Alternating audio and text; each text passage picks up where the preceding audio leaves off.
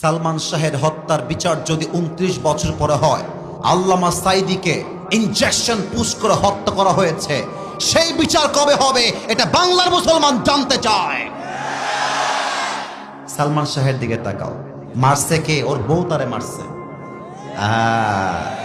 বাবুরা, নারী জাতি সম্মানের জাতি, মায়ের জাতি, সম্মান করবা, বাট বিশ্বাস সব নারীকে করতে গেলে বাস খাবা, আর কিছুই খাবা না।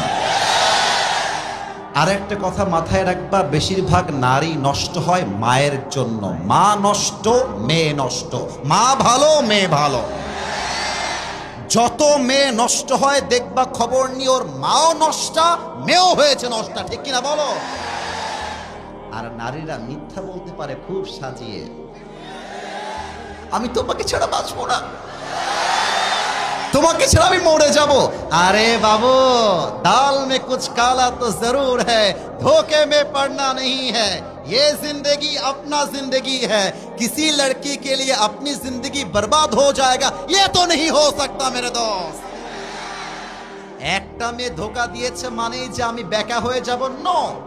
আরে ওর জন্য একটা বিয়ে জায়েজ, আমার জন্য 4টা বিয়ে জায়েজ। ও একটা করবে, আমি 4টা করে দেখায় দিব, বড় টাইম নাই।